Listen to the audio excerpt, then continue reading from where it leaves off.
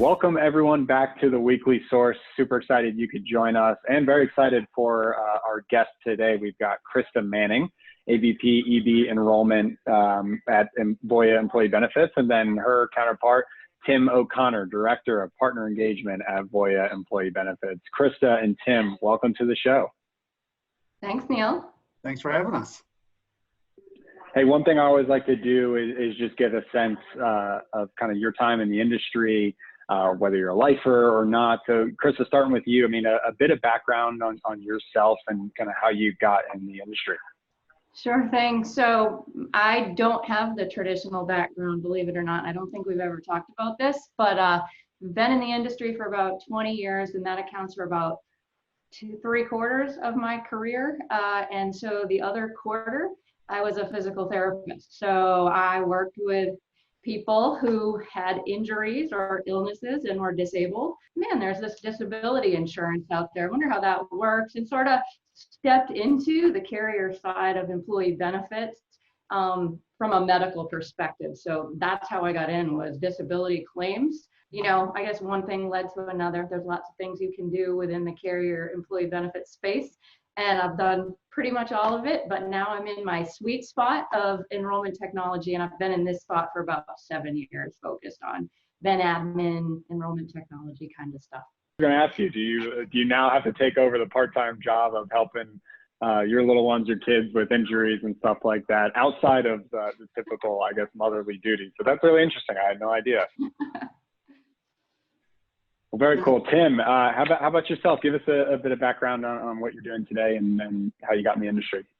Sure. So I guess unlike Krista, I'm a bit of a insurance technology lifer. You know, other kids grew up wanting to be firemen or, you know, pro basketball players. And I just, you know, always wanted to get into insurance technology. Although maybe not.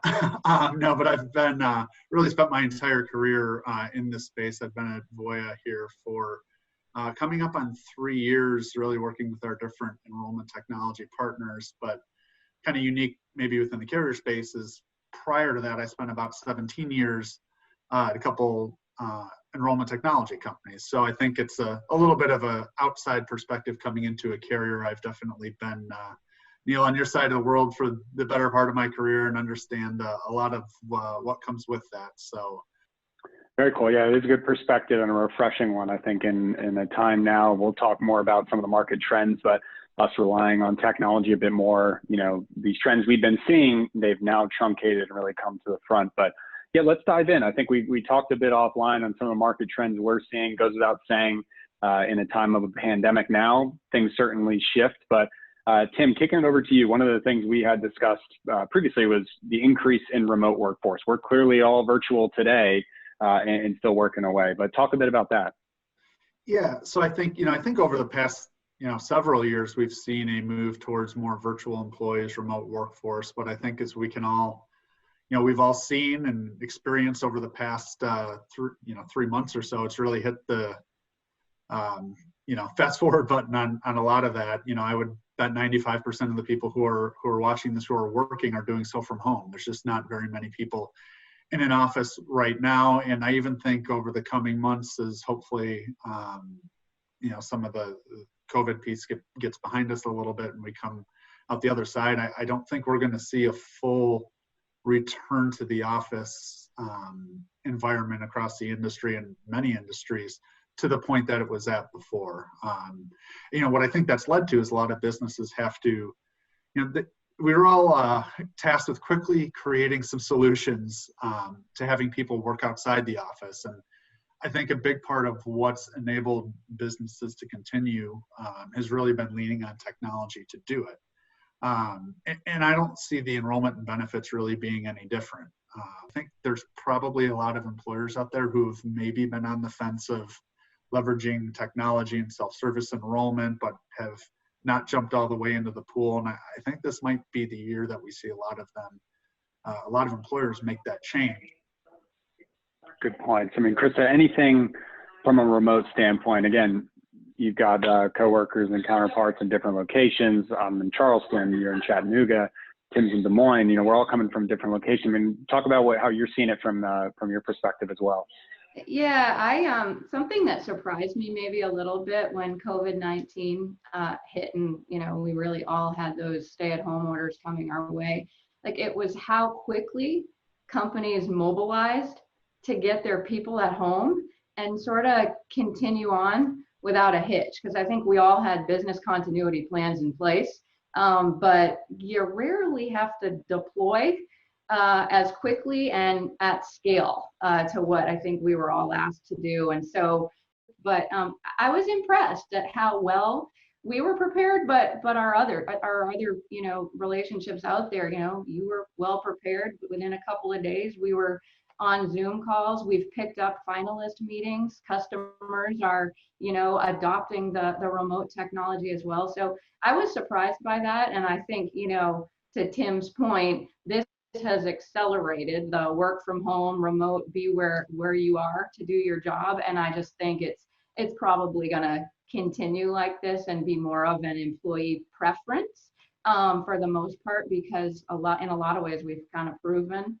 that we can do this and it works. Really, really interesting piece there. But Krista, sticking with you, and kind of goes from communications, we've talked often about better awareness, better education on your benefits. I think that stats are 90-something% don't truly understand their benefits. And now there's a trend that they're going to have to understand a bit more. I mean, talk about that trend from your perspective. Yeah, absolutely. I think it was a trend pre-COVID, right? Carriers were recognizing that while employees might be purchasing supplemental benefits, employee benefits, they may not understand truly how they work and the value of those benefits. And, sometimes they're actually forgetting to use their benefits, right? They forgot that they have a wellness benefit that will pay them when they go do preventative checkups and things like that. And so as COVID came along, we started getting a ton more questions about how our benefits work. And so it just became very apparent that employers and employees alike didn't have a full appreciation for how these benefits work, what they cover, and sort of how to leverage them. That's great. Tim, yeah, anything from you on that one? Yeah, it's kind of interesting when you think about insurance. I mean, the whole point of insurance is to buy something that you hope you never have to use. I mean, when it really boils down to, right, I mean, that's kind of what insurance is. But the idea is you want to go to bed at night knowing that if something bad happens, that it's not going to lead to financial ruin for you, whether that's health insurance, home insurance, car insurance. It's kind of an interesting mindset and getting in the mind of the consumer. And, to Krista's point, I think we've been working on ways to ensure people understand how and when they're eligible for benefits. And when you think about, I think about myself and everything I have going on. Not only do I have my day job, but I've also accepted a role as dean of students at my house, as my kids are I'm trying to keep them going over the past couple months. You also then have people adjusting to work from home. You have some unemployment reductions in salary. I mean, there's so much that people have going on right now. I think the more we can do as insurance companies, and we can leverage technology to do this, to make sure that we're able to connect with people who are enrolled in our products to understand their benefits and that they're able to use them. I think that's who's going to really come through and show some value right now and then going forward beyond this. That's a great point. So, all right, so we've got a part-time physical therapist, we've got a dean of students, and now we're starting to unpack this a bit more. I think we're going to have to do a second episode soon on all of our side gigs. But yeah, the salary's not good. The salary's not good for dean of students, I can tell you that. the first pro bono dean of students. I like it. Well, hey guys, really appreciate you joining us today, embracing technology, right? All jumping on for our virtual weekly source. And the Voya employee benefits team, great team to work with. So thank you guys for the time, and thanks to everyone for tuning in. And we'll see you next week on the weekly source. Thanks, guys. All right. Thanks, Thank Neil. you.